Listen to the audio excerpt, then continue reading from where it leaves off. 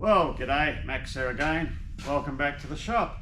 So today we are going to focus, well, our main focus is going to be on our JFMT lathe taper turning attachment, which mounts right here.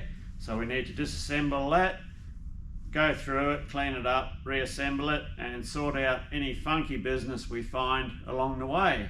And I think there is a bit. We have a couple of little other bits and pieces to do, which we'll knock out as well. So we'll get through that, and I think we'll take a wander down the other end of the shop and just see where we're at with our Dean Smith and Grace lathe rebuild. So, and we had another shop development as well. We had a couple of contractors here over the last couple of days. So we'll wander down and see what they've done for me. Right, so on our DSG, I've just started the long process of getting the bedways cleaned up to get the last bits of rust and staining out of them. So just on a preliminary clean, I'm using automatic transmission fluid and a brass brush. We'll get into some more detailed cleaning methods later on in the process. We'll probably give Hoppy's number 9 a try, as I've never used that stuff before. So yeah, once I've had a good preliminary clean, then we're in a good position to do some measurements and see what sort of condition these ways are in. So there will be a little bit of wear, but it's actually looking pretty good. So that's where we're at with the DSG. And so this is our extra edition. We have put in solar panels on the roof. So this is the inverter. It's just waking up in the morning. It's a good wee inverter, whatever it is. So she's just waking up in the morning. That was putting out 10 kilowatts yesterday. So let's have a look at the panels. So that's the row of panels, that black line up there on the roof. And we're still a grey old overcast day today. I don't know where the sun's gone.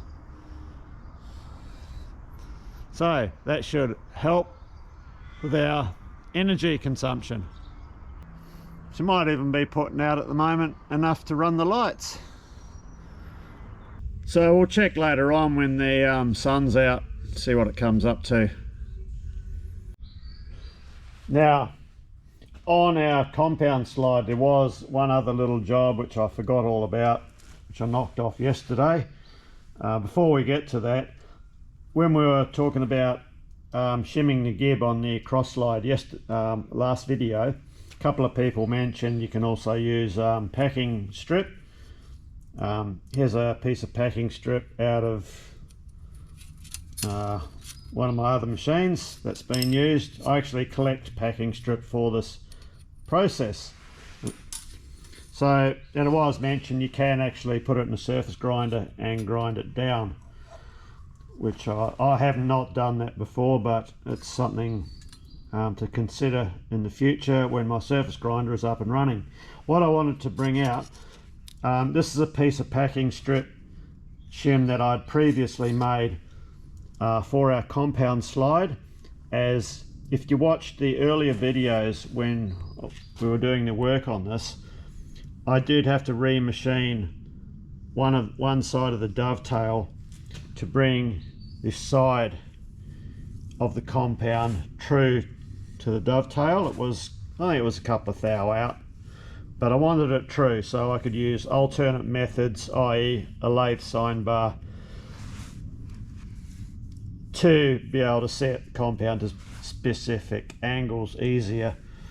So our gib strip goes in there, and of course we've had to make a shim earlier due to the machining, as we just explained. What you've got to remember this oil hole, if you just whack a shim in and not think about it, you're going to blank off that oil hole. So that's why I've cut the slot in here. So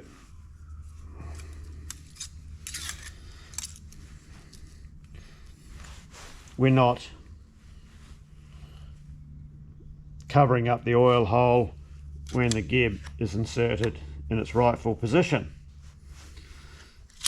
Now, when we did the cross slide, we didn't have to do that, as the oil feed from the cross slide goes from the inner dovetail out, as opposed to our compound slide where it goes from the outer dovetail in. So we didn't have any oil holes that we were blanking off on there. Just something you got to be really aware of, because if you just go whacking a shim in, yeah, you could be in a situation where you block off the oil feed. So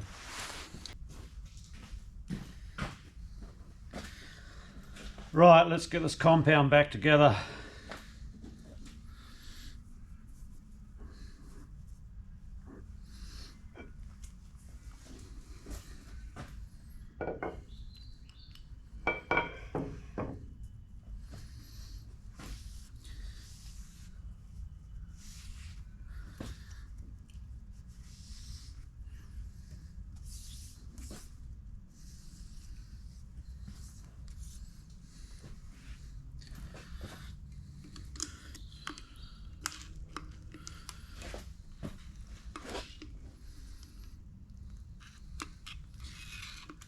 Plenty of oil.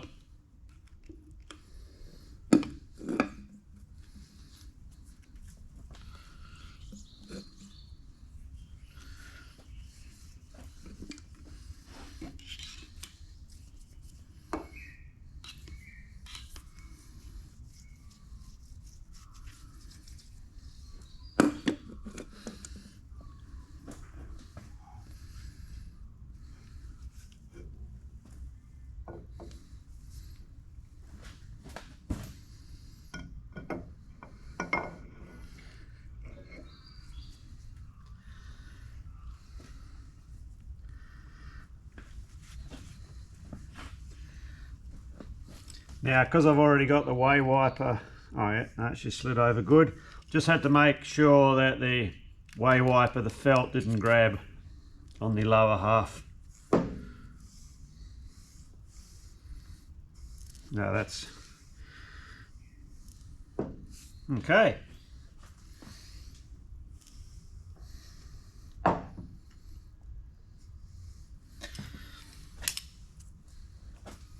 So our gib strips go in now.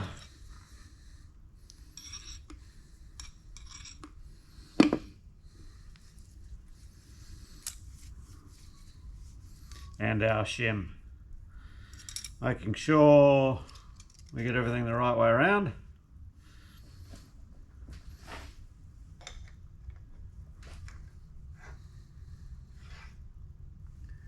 Now, the adjusting screw.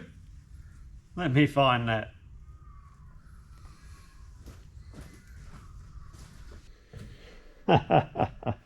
So, there's a little whirring noise going on in the background. It's that inverter. It's about 11 o'clock in the morning here in Perth. It's 18 degrees and the sun's just snuck its head out from behind a cloud. The old solar panels putting out 8.6 kilowatts, so they're doing their thing. Okay, we found our screw. We got our screw in, single screw only. That's the screw for the other end. What I'm finding, smooth that way, but I'm getting it starting to bind up coming back. So that's the effect of our gib strip longitudinally sliding backwards and forth, just enough so it's grabbing. So we have to correct that. Now I'll just put in a shot here of how what the situation is at the end of the gib, where the end of the gib is sitting subsurfaced to the surface of our compound. So we're looking at the front of the compound. That's the gib installed where it should be. So you can see the end of the gib down there is below the flat level here where the adjusting screw would bottom out. So there's a 10mm, that gib's 10mm short. So this adjusting screw on this end is going to do nothing to prevent the rocking that we're getting, or the longitudinal play that we're getting in the gib that is causing the compound to bind up. So that is purely the result of Muggins here when we first assembled the compound, before we realised the state of it and remachined everything back into alignment.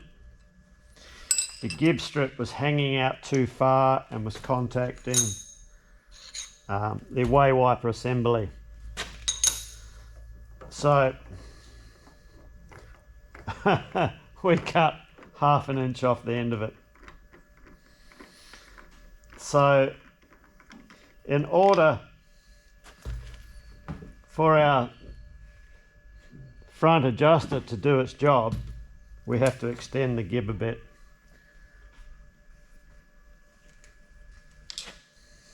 Get it out. Let's pop him out. So yes, what's happening, even though the head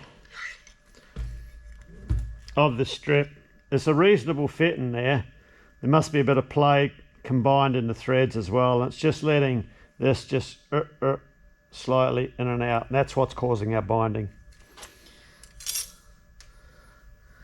So in effect, we've got to add 10mm onto the end of this gib so that our front screw comes into play and stops this from moving. I suspect if I let it go now, it would bed in over time, but I really want it feeling good right from the get-go. So yeah, let's build that up, and if we've still got issues, we'll make another screw. Well, how's that for luck? I went through my rubbish bin and I found the piece that I cut off ages ago. It's been sitting on the bench for, well, since I cut it off, and the other week I had a clean up. So I thought, what are the chances? But yeah, we found it. So we'll braze that back on. Okay, this is what we're looking at. We have to leave a bit of a gap because I need to keep the length.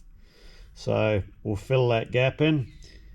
I'm using manganese bronze to do it because that is what I have, and manganese bronze works well on cast iron.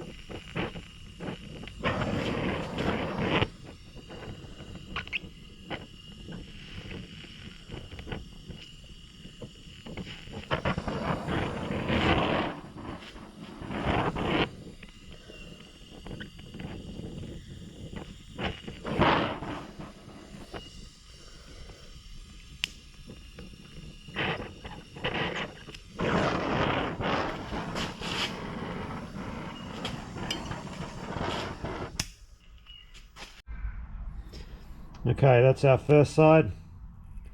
We'll get that flux off, we'll roll it over, and we'll blend in the other side. Okay, that's our first side. So we'll just blend in the other side.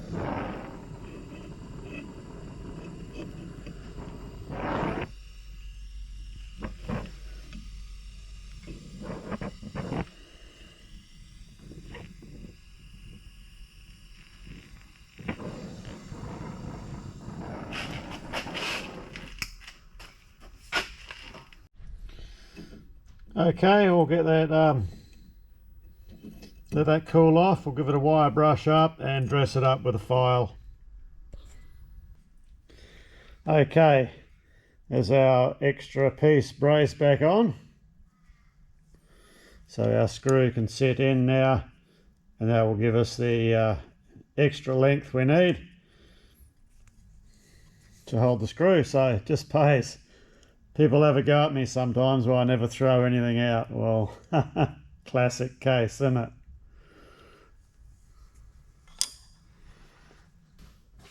it? Well, this should be plain sailing now, we hope.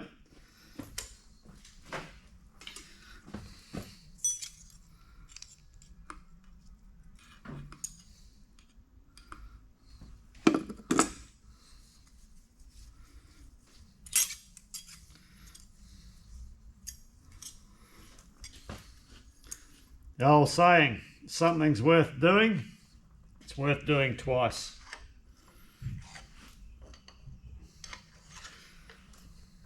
Okay, so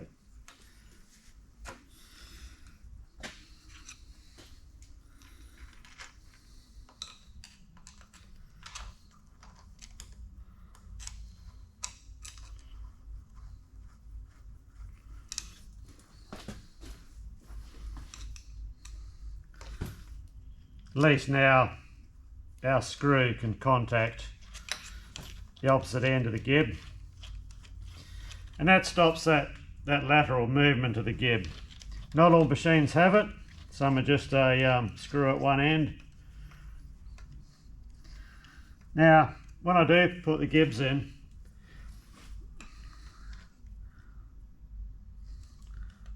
what I try and do is have the screws, when I do the initial adjustment, the slots in the screws facing in a vertical fashion.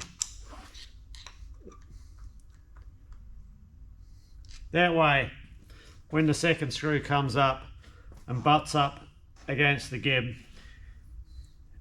when I do the next adjustment, if I back it off quarter of a turn, then when I go to this end, it should tighten up at quarter of a turn. And that way I know we're contacting where we need to be contacting.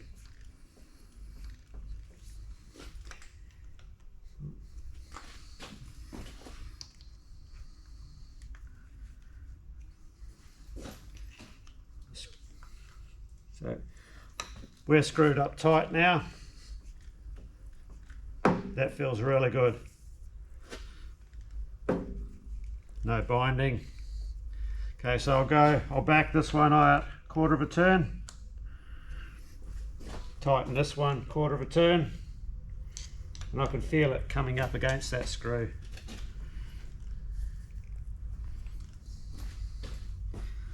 Another quarter of a turn. Same again. I can just feel that starting to firm up now. We'll see how it feels with another quarter.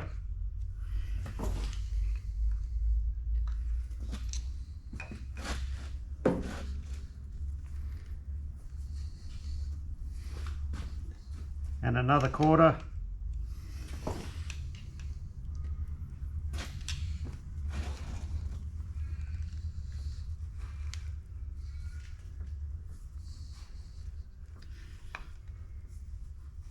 I'm going to roll with that and let that bed in.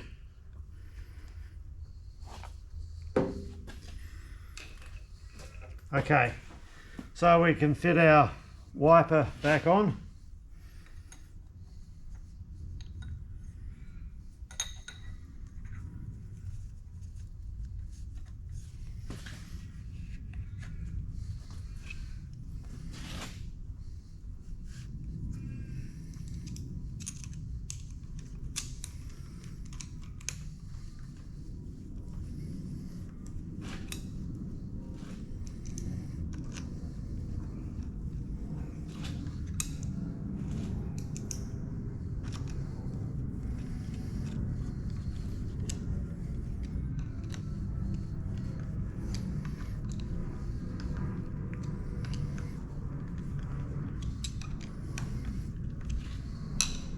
Double check.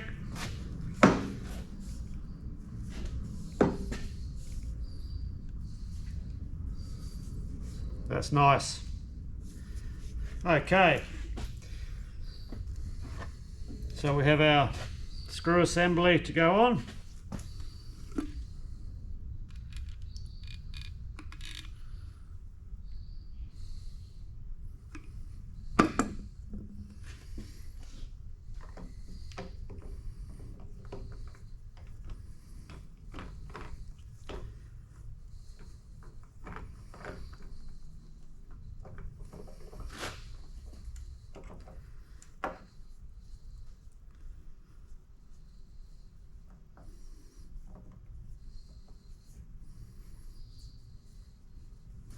Now this is located by two tapered dowels. We'll swing around, we'll have a look.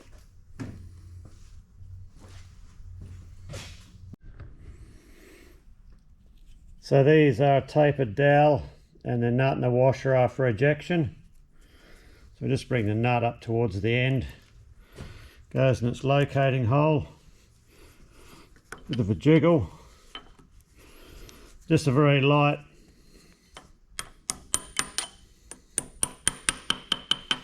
That's all they need.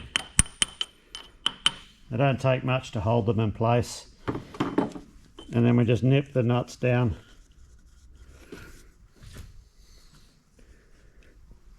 Okay.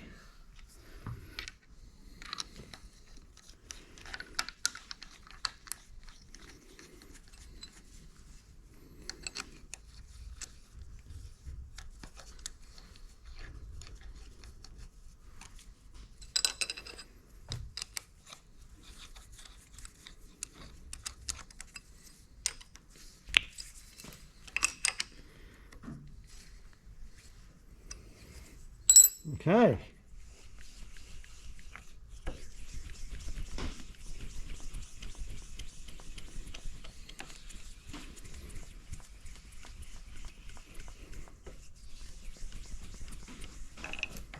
Okay, that's it. That feels good. Nice and firm. I don't like having them too loose, as when you're taking cuts and that, they can move around and squirm around a bit. That feels really nice. Right, so we're ready for a tool post. I'll roll with this one for the time being and see how it goes. Being it is a genuine article, this is the genuine Swiss Multifix, the real McCoy, not a knockoff. I do believe they are quite expensive. And the only other little thing I've got to do is make up a little brass piece that goes in for the locking screw. So this little brass tapered part goes in again and pushes on the gib strip. So when you do the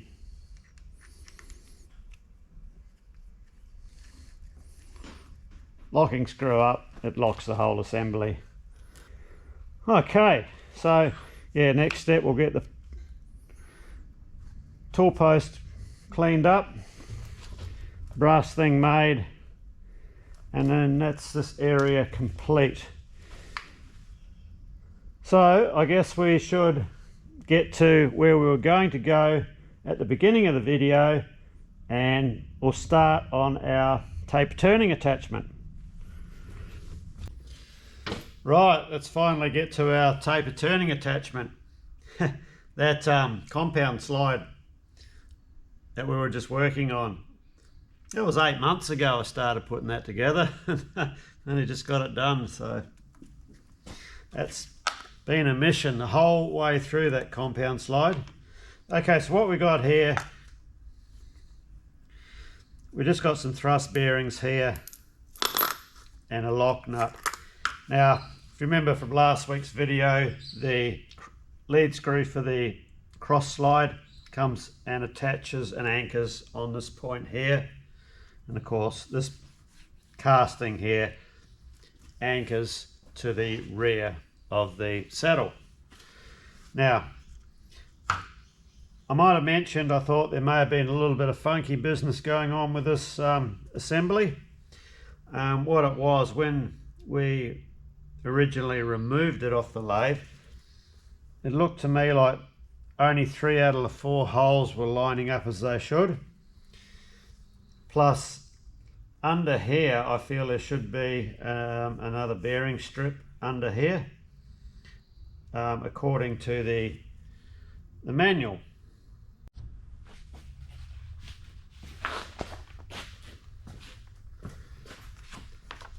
So if I double check that in the manual, this is the book for the lathe, and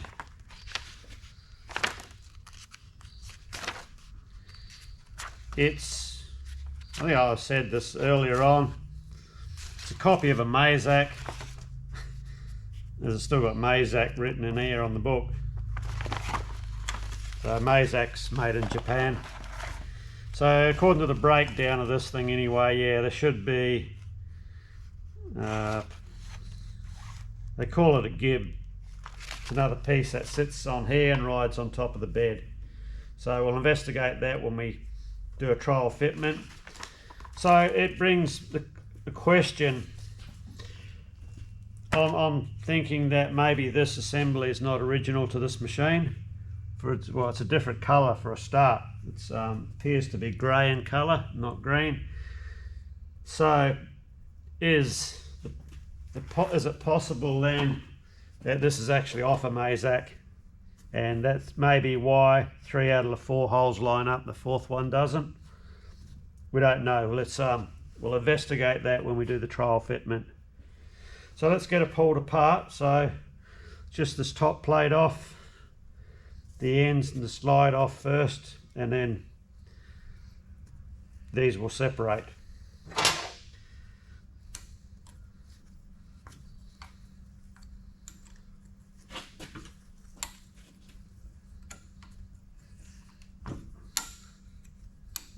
Hopefully.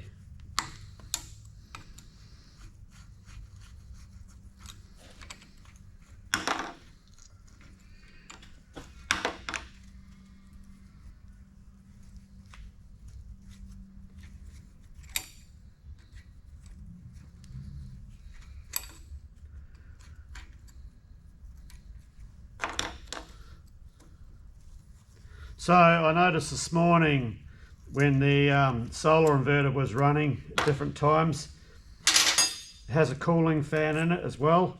So that was emitting quite a bit of a racket. So I won't know till I go and do the editing on the video if that's going to affect anything with the noise, how the camera's going to pick it up. What I'm undoing here is those tapered dowels with a release nut at the top. Exact same thing as what we've just shown on the compound slide. So it makes them really easy to get out most of the time. Yeah, that's got them all. So this, I might have to crack that nut off, I think. Oh no, what have we got here?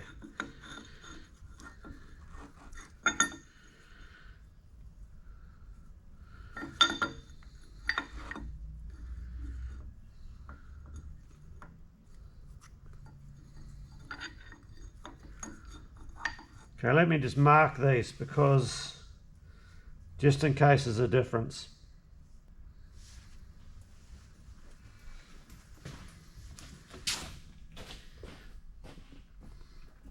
Because where those dowels were that we just pulled out, there was 2 in this side and only 1 in this side.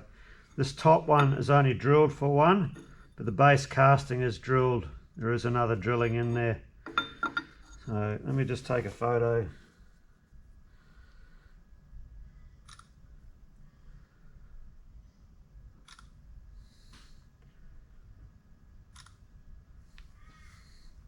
That way there won't be any confusion when I go to reassemble, hopefully. So these, yeah, it's just a guide for when the cross slide moves in and out. So you'll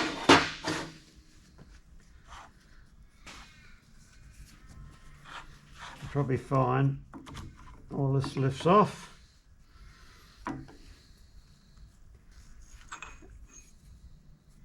Another gib strip.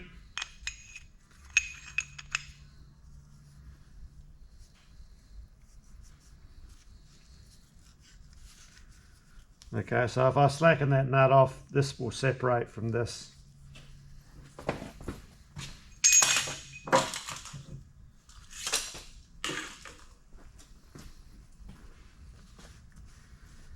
Now we need to get rid of this screw.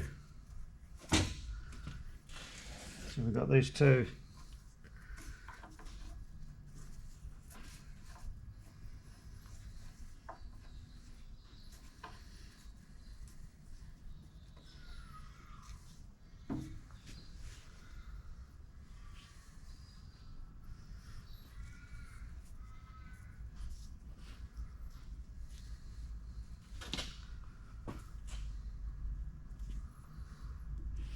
If I slacken off on these end clamps here, it should allow this to swivel and I can get the screw out.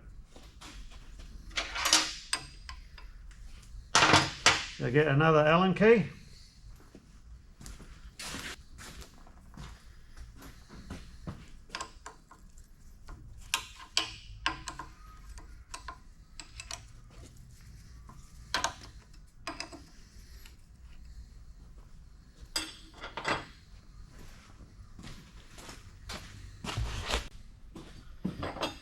So these end plates have got the markings on for the amount of taper you want to cut.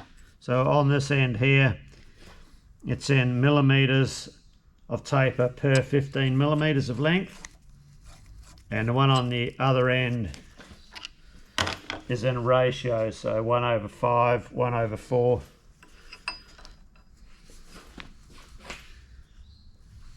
Now this is on 2 dowels, so it should wiggle off.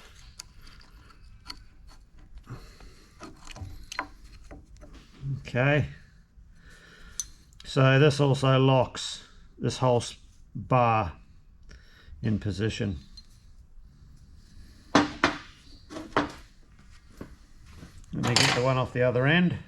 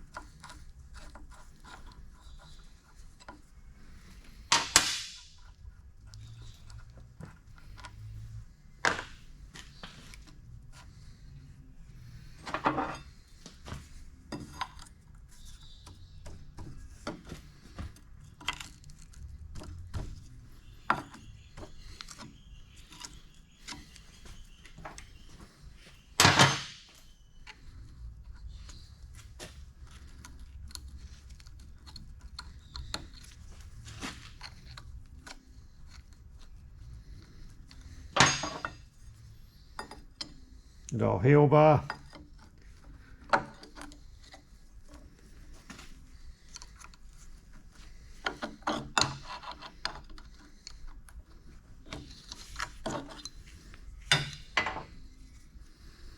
Ew, yuck. Okay.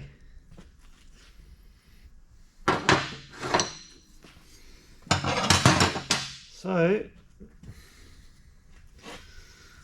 this should be free to move now.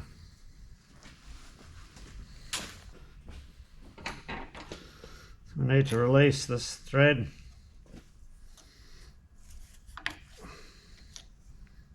Funky split pin. So we don't know if this is threaded and pinned or screws on, or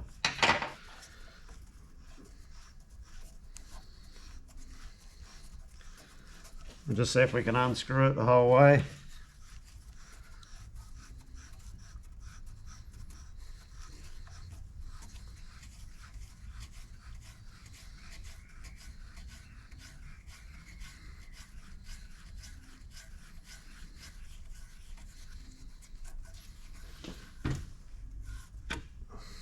Okay, it's just pinned through.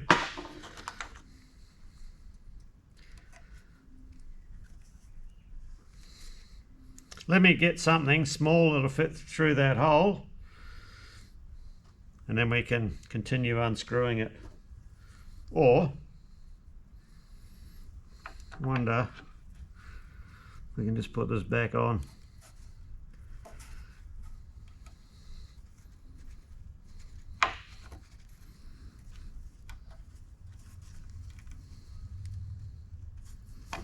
Yeah, that'll be right.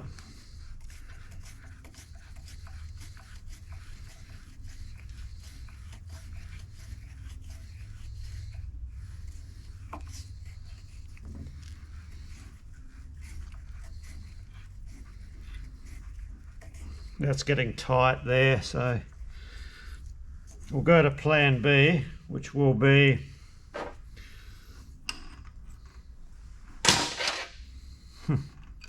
slacken off this bracket.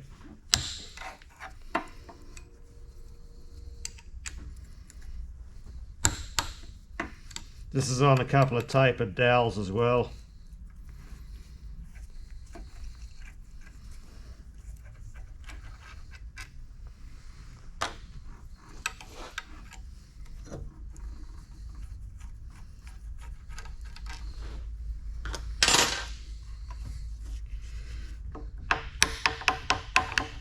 There we go.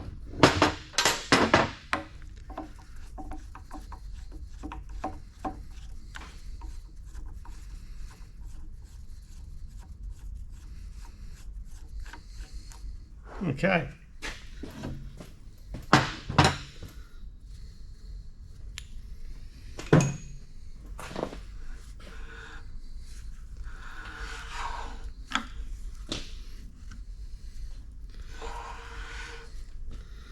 That's its nut.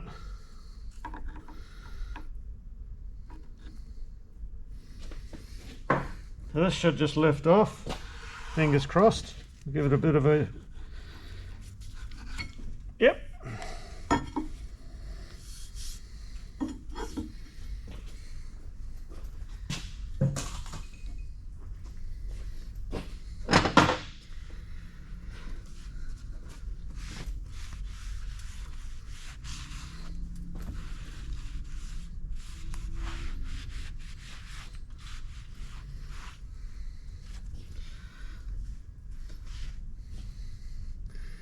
Okay, let me clear a bit of room.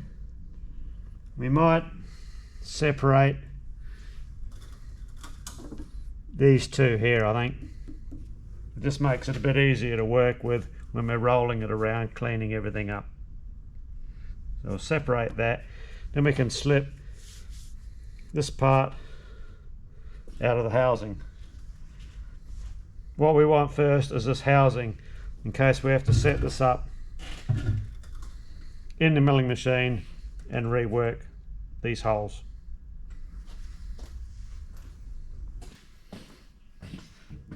There's a bit of weight to this thing, so we want to remove this off this slide.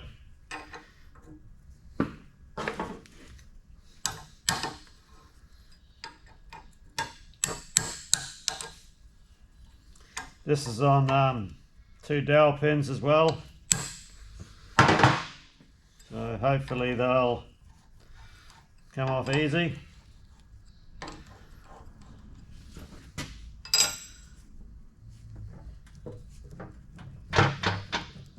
Yeah, they're moving.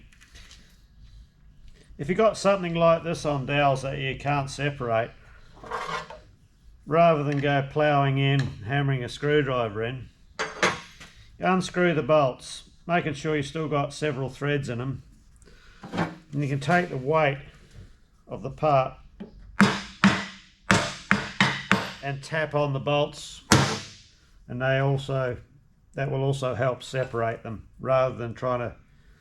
Don't go hammering screwdrivers in between places to separate things. There's always, most times there's other ways you can do it.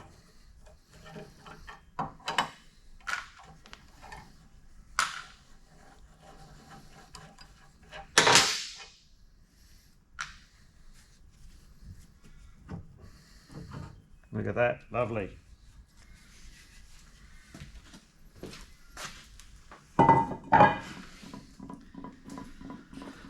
Okay.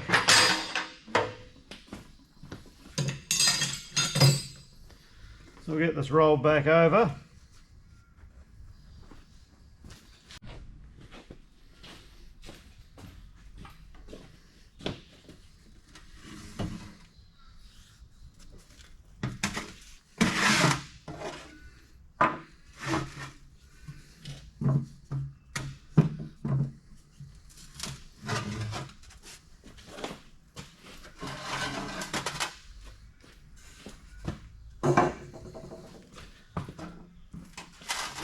So what we want to do now is remove this tapered gib strip.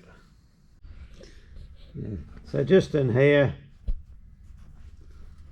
and the same with the other end, there's an adjusting screw there, and it has this tapered gib running down here, just to take up the play and keep it a neat sliding fit.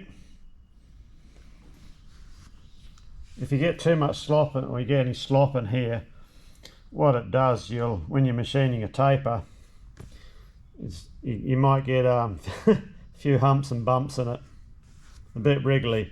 So this sort of keeps check of all of that.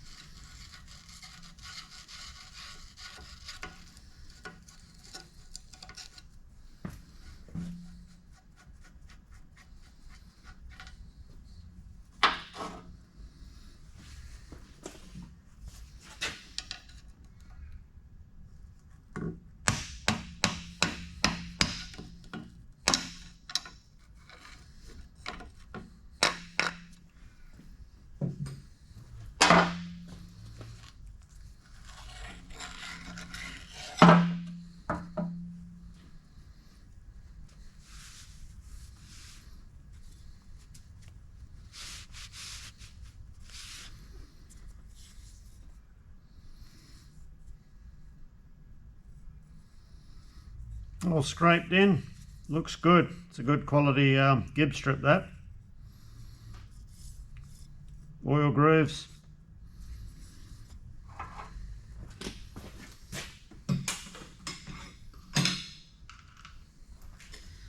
So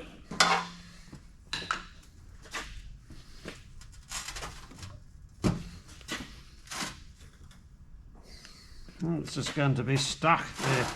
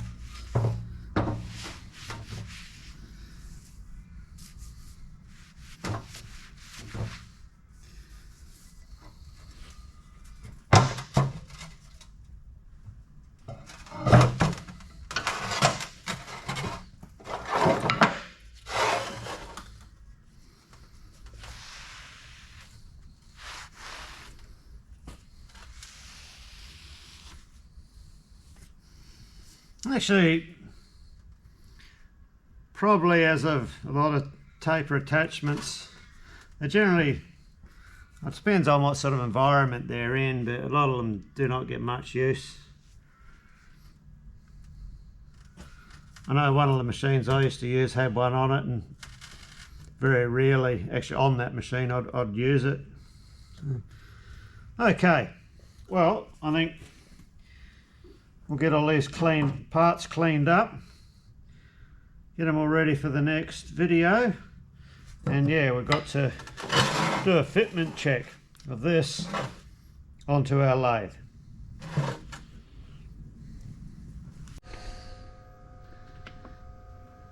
All grey and overcast at the moment, no sign of the sun, so she's still putting out. They got up to 8,500 or 8.5 kilowatts today, just when the sun poked its head out for 10 minutes.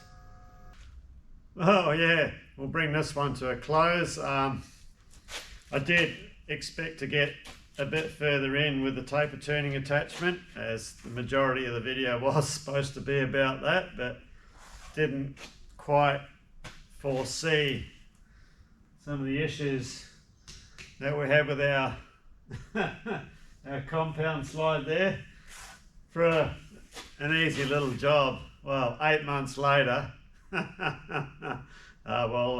all done now, so that's the main thing. So anyway, I don't know how this solar inverter is going to go with the fan, cooling fan, the buzzing, humming noise that the thing makes. Sometimes, usually like right now, it's only a faint little hum in the background. If it's, or on occasion it does get a bit louder, so I'll have to keep an eye on editing, because there is a thing I can buy, and certain sounds like that, I think you can actually edit those sounds out. So we'll just have to suck it and see, and I'll see if there's any interference on this video. So hopefully, yeah, it should help with the power bill for the property big time anyway, especially once you get a couple of machines running and that. It all helps, so yeah. Anyway, cheers, thanks for watching, and I'll see you in the next video.